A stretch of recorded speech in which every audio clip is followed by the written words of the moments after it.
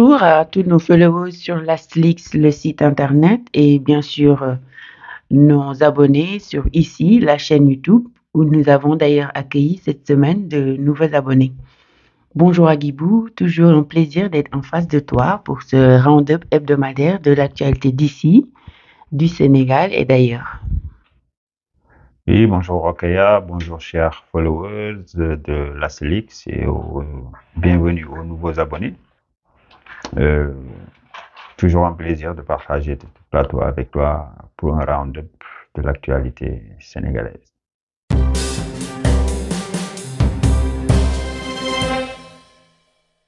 Au menu de cette semaine, nous avons d'abord la manifestation de la coordination F24 France qui a tenu une manifestation de protestation hier à la place de la République, ce qui nous donne une occasion d'aborder justement ces cadres politiques, parce que la lutte contre le troisième mandat était le fer de lance de l'organisation, on est bien d'accord là-dessus. Mais maintenant que le sujet n'est plus d'actualité, est-ce que ce cadre n'est pas devenu quelque chose de suranné, de dépassé, et est-ce qu'il a toujours sa raison d'être politiquement? Oui, merci Rokhaya. J'en connais un qui sera vraiment très content d'entendre ta question. Et je pense à Aboubakr Benjeloun, qui est le coordonnateur de F24 à Paris, qui n'en démord pas, qui soutient mordicus que la charte de F24, en fait, s'articule autour de 4 points. Il est vrai que le premier point a été celui qui a été beaucoup plus mis en exergue, sur lequel il a été fait le focus. C'était le non à la troisième candidature de Macky Sall. Mais il n'en reste pas moins qu'il y avait 3 autres points, à savoir la lutte contre le parrainage et la sélection des candidats. Donc, j'essaie de m'en rappeler comme ça. Il y a aussi, comment ça s'appelle, il y a le parrainage, non au troisième mandat, euh, élection participative et inclusive et la libération des prisonniers. Donc, les prisonniers politiques aujourd'hui ne désemplissent pas dans les prisons. Et je pense que rien que pour cet aspect-là, il y a lieu de mener une bataille. Est-ce que maintenant, il faut le mener sous la férule de F24? C'est une question qui mérite d'être posée au regard de l'animation au niveau de cette structure-là. Nous voyons qu'il y a quand même un certain lâcher-prise de la part essentiellement des composantes politiques, parce que maintenant que Macky Sall a décidé de ne pas se présenter, je pense que j'ai bien peur qu'on se retrouve dans le même scénario du C25 à l'époque où l'opposition se battait contre le parrainage. Il était convenu de tous qu'il ne fallait pas participer à ces élections-là si Macky Sall insistait dans la voie qui était la sienne à l'époque, à savoir maintenir le parrainage et filtrer 2 ou 3 candidats et laisser les autres en rade. Et les gens à l'époque avaient convenu tous qu'ils ne participeraient pas à des élections qui seraient marquées du sceau du parrainage. Mais nous avons vu les résultats. C'est-à-dire que, à la finale, les 4 retenus avec Macky Sall ont finalement battu campagne et ont pris part aux élections avec les résultats que tout le monde connaît. Donc, c'est vrai, en tirant les leçons peut-être de l'expérience C25, on peut d'ores et déjà, comment on appelle ça, lancer le pari quant à la longévité du F24. Donc, maintenant, il y a un combat à mener pour la libération des prisonniers politiques et des prisonniers d'opinion. Sous quelle forme? Ça, je pense qu'il n'est pas besoin d'avoir, à mon sens, un appareil du même type que F24.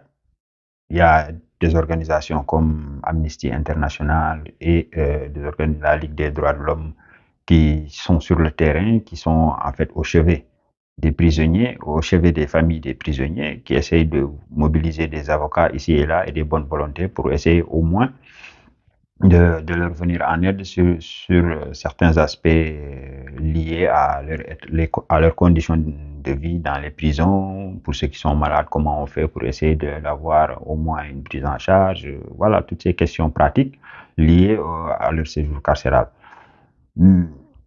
Après, il y a le volet juridique, il y a des avocats qu'il faut peut-être commettre pour essayer d'engager des procédures afin que le procureur lève le pied là-dessus. Donc, il faut continuer à mener le combat, quel que soit par ailleurs l'agenda des politiciens qui grouillent à l'intérieur de cette organisation multiculturelle, transversale et puis horizontale qui plus est. Oui, c'est une question qui mérite d'être posée et moi, le sentiment que je tire de la manifestation d'hier que nous avons eu à tenir ici à Paris parce que il fallait marquer le coup. Macky Sall semble se retirer sans pour autant partir. Vu maintenant la profusion de refus de manifestations publiques qu'ils autorisent à des initiatives du même type que celle du F24. Ça fait, je crois, 3 ou 4 manifestations que le F24 dépose une demande d'autorisation en bonne et due forme auprès de l'autorité et qu'il se retrouve en fait, qui reçoit une fin de non-recevoir, qui est interdite pour des raisons parfois fallacieuses, parfois tirées par les cheveux. Et, et il est à saluer que les responsables de F24 sont restés républicains, respectueux des arrêtés préfectoraux qui leur interdit de tenir leurs manifestations. Donc, il va falloir revoir tout ça et essayer de réfléchir quelle est la stratégie la plus efficace pour maintenir l'ordre, comme les gens sont soucieux de l'ordre et de la paix sociale, et en même temps mener les batailles politiques que les gens ont à mener. Mais Macky, de toutes les façons, s'entête à vouloir toujours rester maître du jeu, et je pense que nous aurons l'occasion d'épiloguer là-dessus si je soupçonne bien les questions que tu auras à me poser par rapport à l'actualité.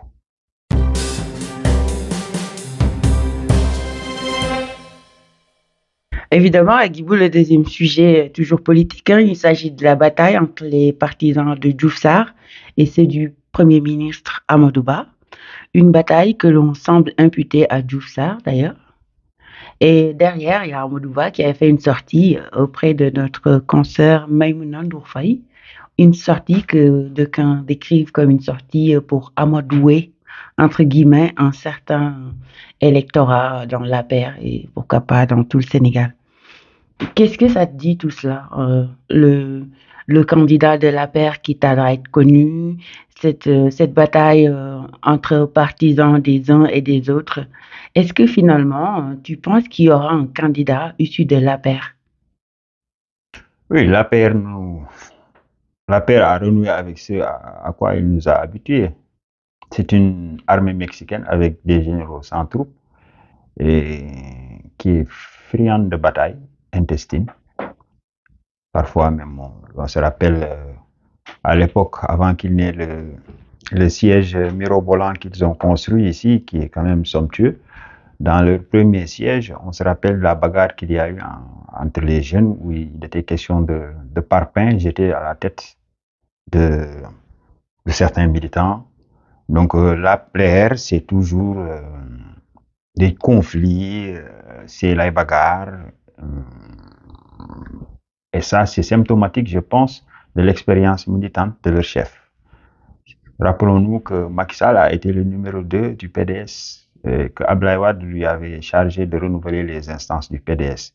À l'époque, pas un jour ne passait, partout où il allait, que les journalistes ou les journaux ne nous rapportent des conflits qui étaient sanglants, qui se soldaient par parfois des blessures graves. Donc c'est ce même schéma qu'il a entretenu pour garder l'APR et au-delà le Benno Bokk Yakaar. Il n'y a pas un leader émergent. Il s'est débrouillé, il a fait en sorte qu'il n'y ait pas de leader qui puisse émerger. Il a coupé toutes les têtes.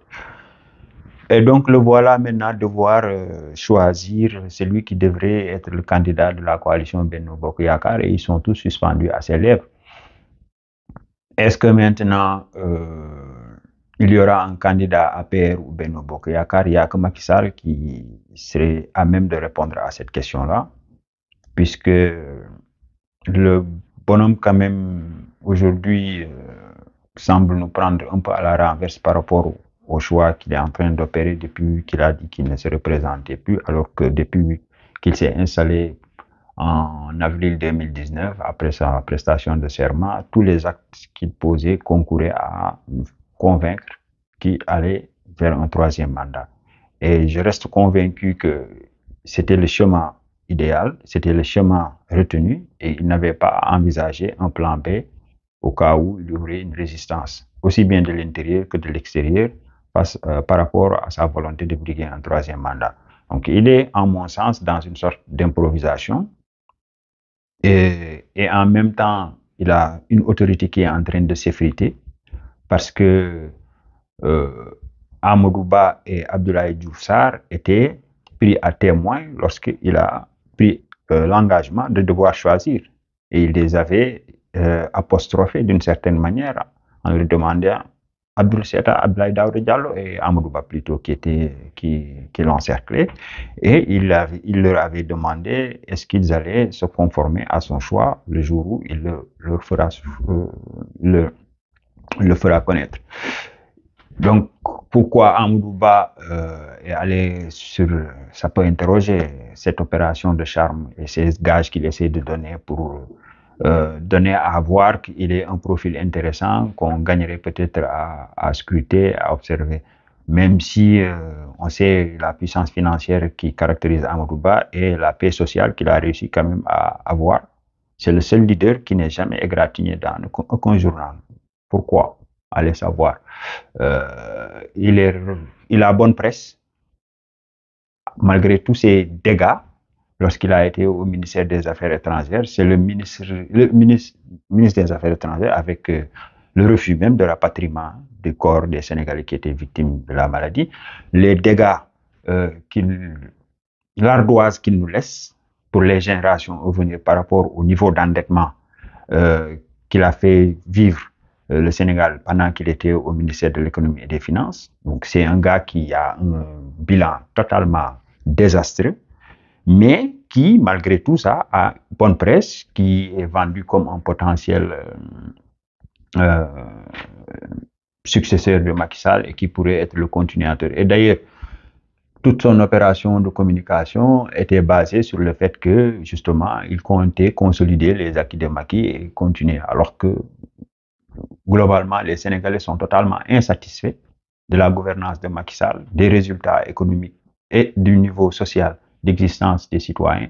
Et donc, lui, dire qu'il va partir sur le bilan de Macky Sall, pour moi, en mon sens, c'est déjà nous démontrer par X qu'il est totalement hors sol, faux perché, et qui est totalement déconnecté de la réalité. Et donc, Macky commettrait une très grave erreur, ça c'est mon opinion, en portant son choix sur Amadou Ba.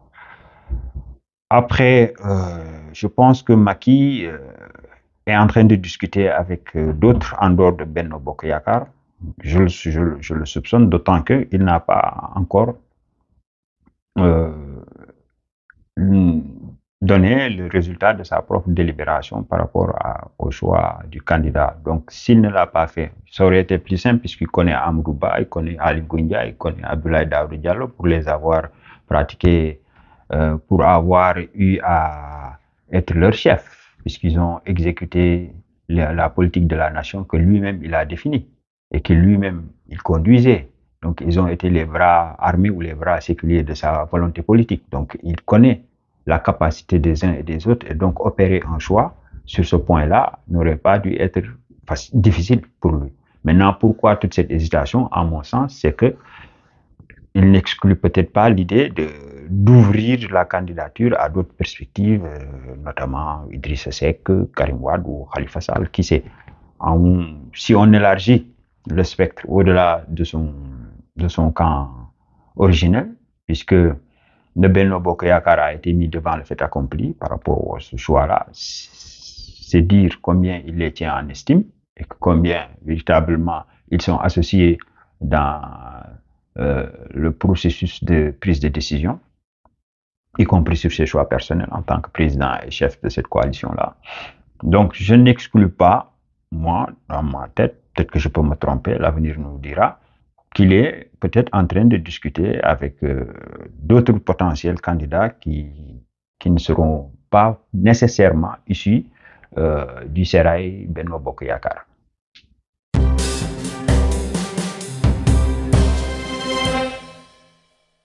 Nous restons d'ailleurs avec la candidature à la présidentielle de 2024 et c'est justement pour aborder toutes ces déclarations de candidature dont certaines sont vraiment fantaisistes. D'ailleurs, est-ce que cela ne relance pas le débat sur le parrainage, voire sur le montant de la caution pour que la question soit abordée avec le sérieux que cela requiert? En fait, ta question, nous renvoie un peu à la conclusion de Max Weber sur la démocratie représentative, quand il disait que le processus de rationalisation, la bureaucratisation de la politique déboucherait nécessairement sur le désenchantement affectif. Je dirais pas que nous avons atteint un niveau de maturité de bureaucratisation ou de rationalisation de la pratique politique qui accouchait sur un désenchantement. Je dirais plutôt que c'est une démission des intellectuels et des politiques à qui on prête un certain degré de connaissance ou en tout cas d'un grade universitaire quelconque ou parfois même une certaine expérience administrative qui ont implanté des mœurs politiques qui sont à la portée de n'importe quel goujat. Si la pratique politique avait été essentiellement fondée sur un débat rationnel, comme dirait Albert Mars, je pense que les amuseurs qui se présentent comme, je pense à Mangor Diazaka ou la chanteuse là, Queen Biz, n'auraient pas l'outrecuidance de nous proposer leur candidature. Mais c'est parce que, historiquement, je pense que cette génération d'aujourd'hui qui s'agite, qui s'intéresse à la politique et avec l'ardeur d'un forcené, c'est cette génération qui a commencé peut-être à prendre conscience à partir de 2011-2012. Et ces gens-là, ils ont vu un personnel politique à l'époque qui était déjà évanescent et qui s'était complètement ankylosé, tant et si bien que le comportement de Moustapha Niasse et de Ousmane Tanor Dieng, avec tout le schmilblick, tout le narratif qu'ils avaient vendu au peuple sénégalais par rapport à la mue qu'ils entendaient opérer dans leur façon de faire la politique, qui allait rapprocher les gens pour penser les blessures anciennes et repartir sous de nouveaux pieds, nous ont menti au finish. Et donc, cette façon de faire la politique, dire des choses en lesquelles on ne croit pas ou raconter un narratif qui est totalement cousu de fil blanc, c'est à la portée de n'importe qui. Et c'est à cela que la politique est réduite aujourd'hui au Sénégal.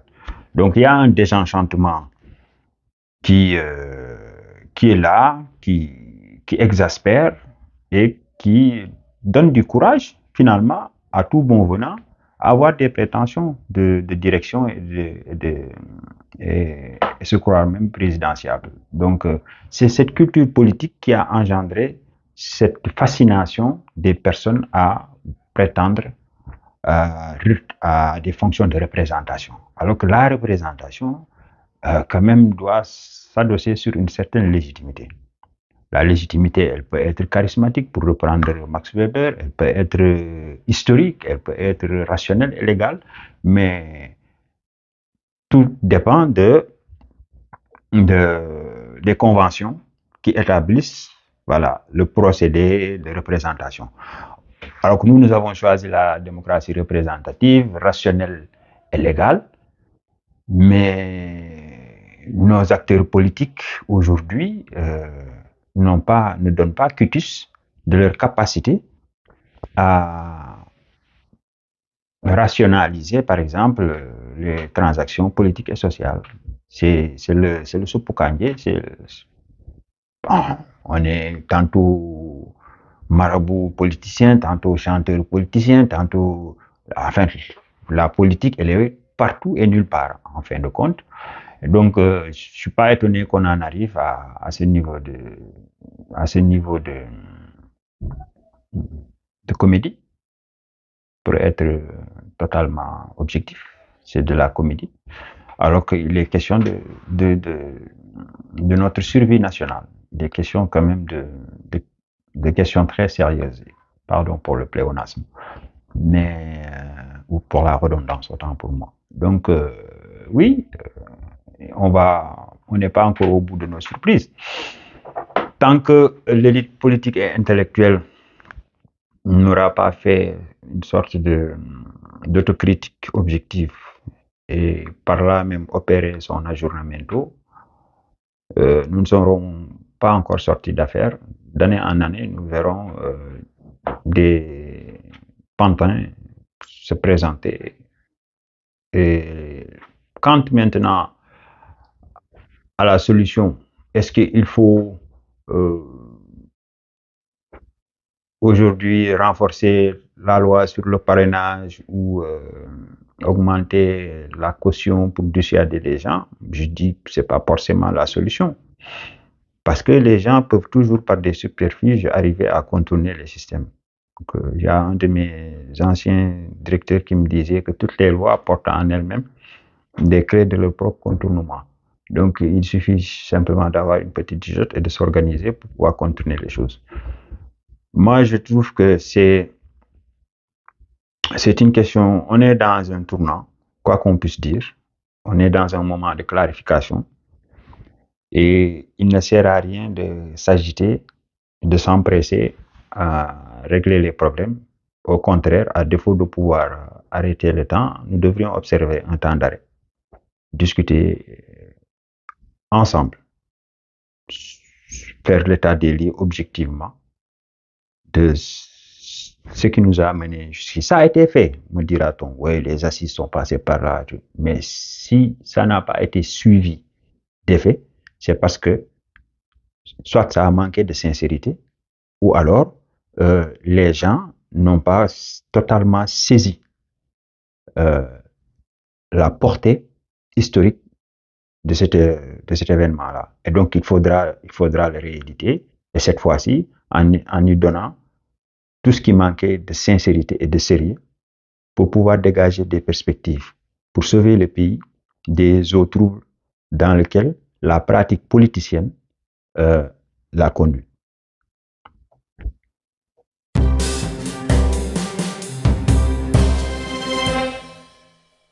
Merci à Guibou pour ce décryptage de l'actualité hebdomadaire qui a été cette semaine très très politique. Comme toutes les semaines d'ailleurs. Je te laisse pour le dernier mot. Alors, oui, ce sera tout pour le round-up de cette semaine. Donc, il me revient l'honneur, sous tes injonctions, de dire aux gens merci de vous être abonnés, merci de partager les vidéos, merci aussi de nous faire des retours. J'en reçois assez souvent. Bon, pour les amis, c'est toujours peut mieux faire et ils ont raison. Après, pour d'autres, c'est un peu élogieux, c'est flatteur, j'y suis sensible et je le prends avec beaucoup d'humilité. Voilà, donc continuez à nous supporter dans cet exercice-là et n'hésitez pas aussi à nous faire part de vos objections parce que c'est comme ça aussi qu'on pourra s'améliorer pour vous servir quelque chose de qualitatif. À la semaine prochaine.